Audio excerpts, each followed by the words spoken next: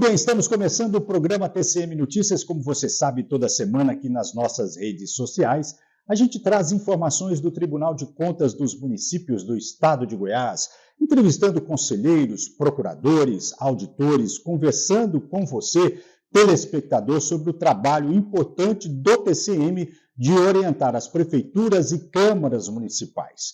Mas o seu trabalho também é muito importante em ajudar a fiscalizar aí na sua cidade. Hoje, no nosso programa TCM Notícias, nós vamos falar sobre uma fiscalização do Ministério Público de Contas e também o convênio entre a Universidade Federal de Goiás e o TCM da Inteligência Artificial. Vamos mostrar também a votação na primeira, na segunda câmaras e no pleno.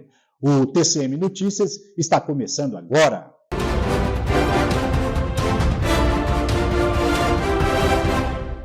Muito bem, nosso primeiro assunto aqui no programa TCM Notícias é que o Ministério Público de Contas recebeu uma denúncia de que crianças estavam dormindo no chão em uma escola de período integral aqui na nossa capital, aqui em Goiânia.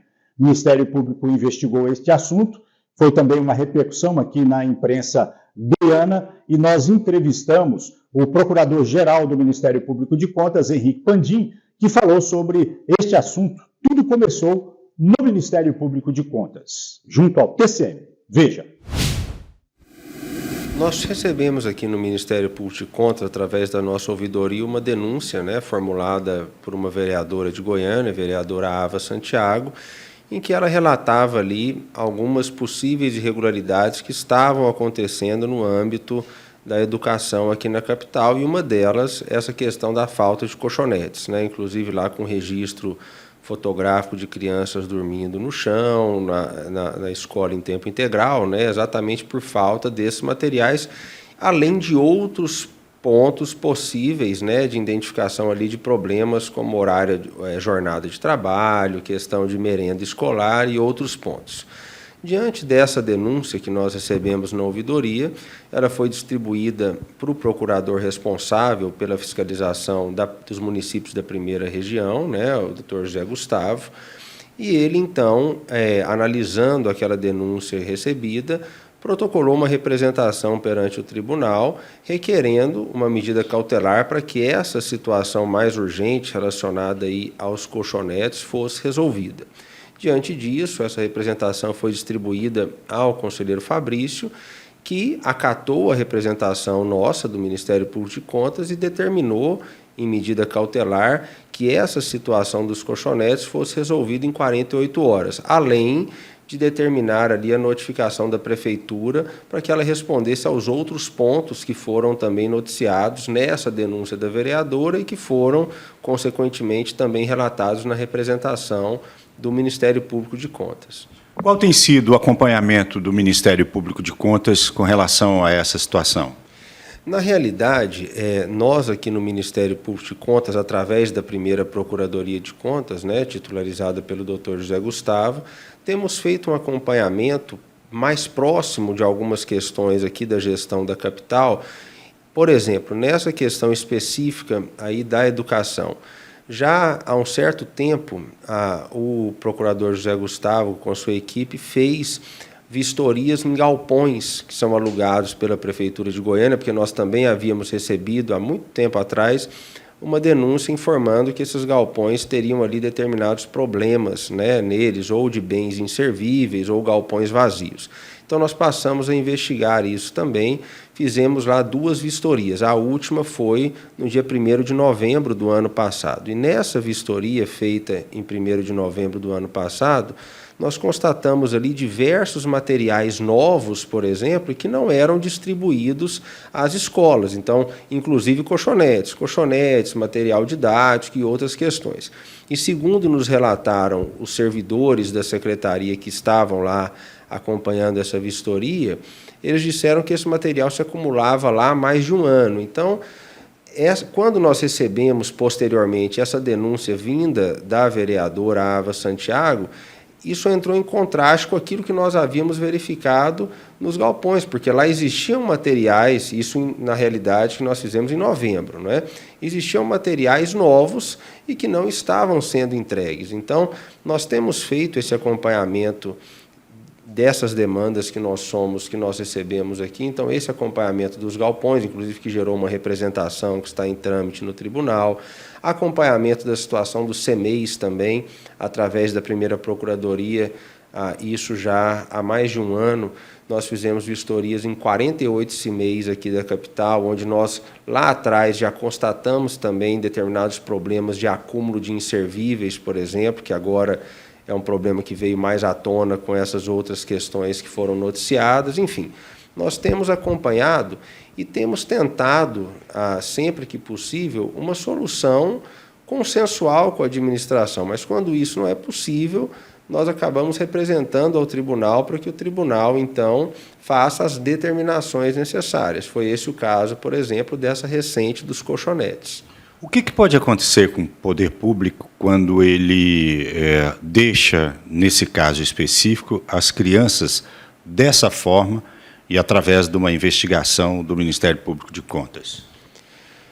Nós, através da nossa atuação perante o Tribunal de Contas, quer dizer, isso pode ali eventualmente gerar uma punição, né? Por exemplo, multas por atos de gestão ilegal, ilegítimo ou antieconômico, mas também pode repercutir nas contas dos gestores, né? Porque isso acaba também evidenciando, isso no decorrer da instrução processual, nós buscaremos fazer essa apuração mais a fundo, mas acaba evidenciando uma possível má gestão, uma possível falta de planejamento, não é? E isso pode também impactar nas contas dos gestores, né?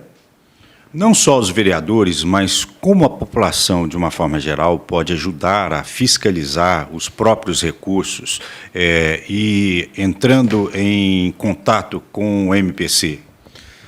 Nós temos sempre as portas abertas a essa parceria com o parlamento, ou com os parlamentos municipais e com a sociedade, com os cidadãos. Isso é muito importante porque muitas vezes são as pessoas que estão ali vivenciando esses problemas no dia a dia e que tem que trazer isso ao nosso conhecimento, né, para que a gente possa, a partir daquilo ali, desenvolver uma apuração e que possa gerar, posteriormente, uma representação ou uma tentativa de solucionar esse conflito de uma maneira consensual. Nós temos aqui no Ministério Público de Contas, além das pessoas poderem vir e despachar com os procuradores, mas nós temos a nossa ouvidoria própria, que é exatamente esse canal oficial de recebimento de denúncias, que pode ser feito de maneira identificada ou de maneira anônima, onde nós recebemos, através desse canal da ouvidoria, essas denúncias ou essas notícias de irregularidades e, através disso, nós passamos a apurar para ver se isso tem realmente plausibilidade, se justifica uma atuação perante o tribunal. Mas nós estamos sempre com essa parceria com o controle social, que é exatamente esse controle feito pelo cidadão. Isso pode acontecer em qualquer área, educação, saúde, meio ambiente, uma obra que talvez esteja parada no município, a população pode denunciar ao Ministério Público de Contas? Sim, pode denunciar ao Ministério Público de Contas tudo aquilo que envolva a gestão municipal, né? Obviamente não só da capital, mas dos 246 municípios que são por nós fiscalizados. Então, tudo aquilo que envolver a gestão municipal em suas diferentes áreas pode ser motivo de denúncia aqui ao Ministério Público de Contas. O que nós sempre pedimos é que o cidadão, quando fizer essa denúncia, né, seja de maneira anônima ou não, instrua ela com os elementos ali, pelo menos elementos mínimos necessários ao início da apuração, não é? Para que tenham ali indícios para que justifique, porque muitas vezes nós recebemos muitas demandas e aí nós temos ali, às vezes nós não temos condições de fazer uma apuração de todas elas, mas quando o cidadão faz a demanda e instrui ela, por exemplo, com registro fotográfico ou aquilo que ele tenha de elementos, isso facilita muito e ajuda muito na apuração que é feita pelo Ministério Público de Contas.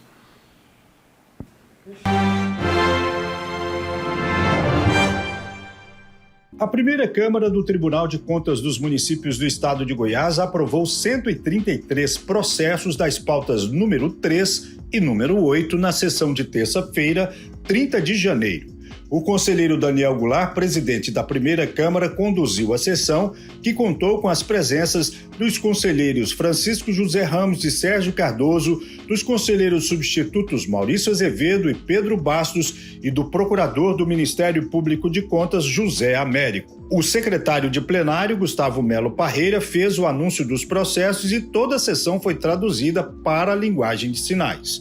Os julgamentos foram transmitidos ao vivo pela internet e podem ser revistos no canal do Tribunal no YouTube.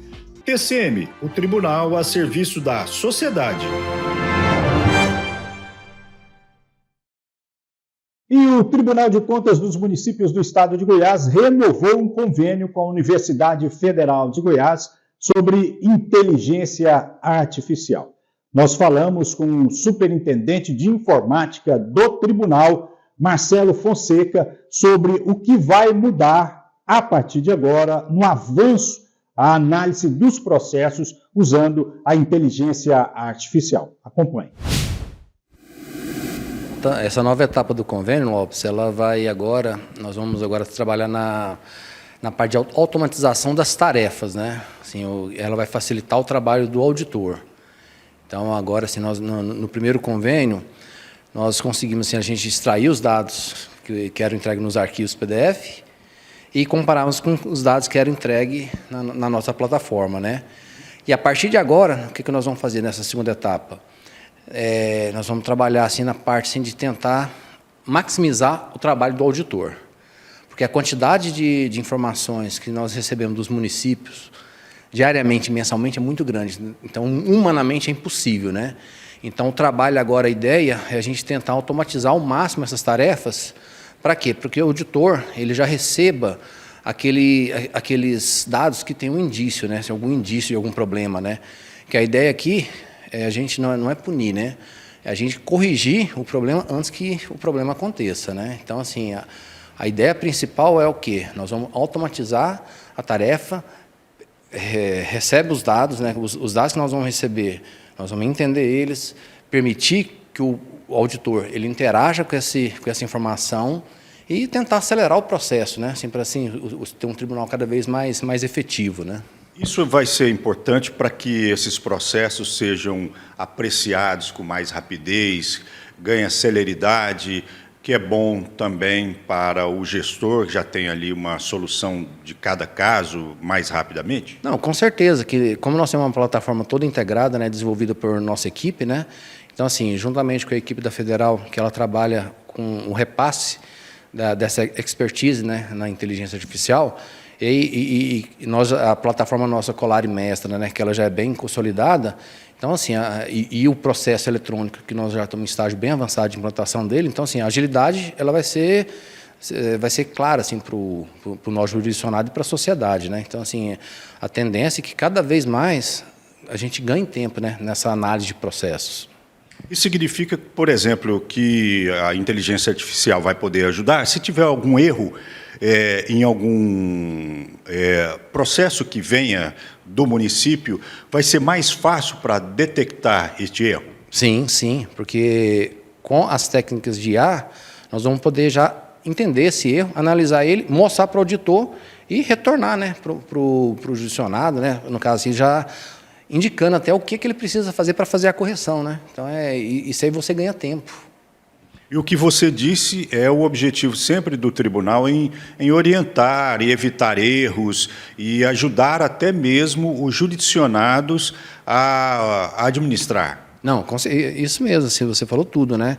A ideia aqui é que a gente oriente o gestor para que evite o erro, né? Então, assim, a ideia principal, além da agilidade, né, é você evitar que o erro aconteça, né? Então, assim, essa ferramenta, ela vai proporcionar isso também, né? A gente conseguir identificar os erros e, no futuro, aí, a gente ter soluções, né, que possa, como um exemplo, assim, a Receita Federal, quando você entrega a declaração, ela te indica, né? Ela já fala assim, ó, você tem tais e tais erros, corrija a sua declaração. Então, assim, nós vamos ter capacidade de fazer isso cada vez de forma mais eficiente. Nós, hoje, nas entregas, nós já fazemos isso, né? Mas a ideia é que você cada vez mais avance e auxiliando, assim, também o trabalho aqui nosso, né, interno, né? Porque a tendência é que você cresça o volume de entregas, né? E a quantidade de pessoas, geralmente, assim, você tem dificuldade para crescer, né? Que aí você depende de concurso, depende de uma outra série de fatores, né?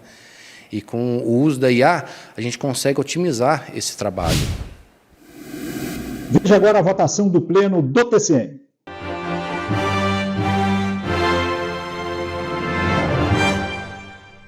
O Pleno do Tribunal de Contas dos Municípios do Estado de Goiás aprovou 48 processos da pauta número 9 na sessão de quarta-feira, 31 de janeiro. O presidente Joaquim de Castro conduziu a sessão, que reuniu os conselheiros Francisco José Ramos, Daniel Goulart, Sérgio Cardoso, Humberto Aidar e Fabrício Mota, os conselheiros substitutos Maurício Azevedo, Flávio Luna, Pedro Bastos e Laércio Guedes do Amaral, e o procurador-geral do Ministério Público de Contas, Henrique Pandim. O conselheiro Valsenor Braz participou remotamente. A advogada Roberta Marques Ritielli Ferreira fez a única sustentação oral da tarde. O advogado Roberto Gomes abriu mão da sustentação em processo de Valparaíso em prol da celeridade da sessão. Professoras da Rede Municipal de Valparaíso acompanharam o início da sessão no plenário do tribunal, que tratava do direito à incorporação de uma gratificação por regência de classe. A sessão foi transmitida ao vivo e pode ser revista no canal do tribunal no YouTube. TCM, o tribunal a serviço da sociedade. Veja agora a votação da segunda Câmara do TCM.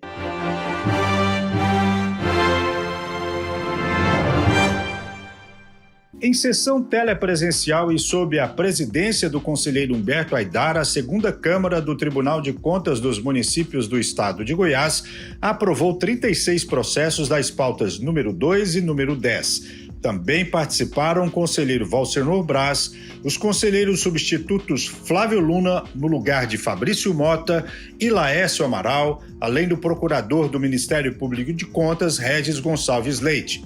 Os anúncios dos processos foi feito pelo secretário do plenário, Gustavo Melo Parreira, enquanto a intérprete Vanusa de Oliveira fez a tradução para a linguagem de sinais. A sessão foi transmitida pela internet e pode ser revista no site do tribunal. TCM, o tribunal a serviço da sociedade. Estamos encerrando o programa TCM Notícias. Na próxima semana nós teremos mais informações do que acontece aqui no TCM, trazendo notícias, entrevistas, conversando com conselheiros, procuradores, auditores, abrindo as portas do tribunal para você que nos acompanha sempre aqui nas nossas redes sociais. É importante que você, os contatos estão aqui, ligue, dê informação, faça sua reclamação aí no município, uma obra parada, qualquer problema que você tiver com a administração municipal, o tribunal está aí para atender você. Como eu disse, estaremos de volta na próxima semana com mais um programa TCM Notícias. Até lá.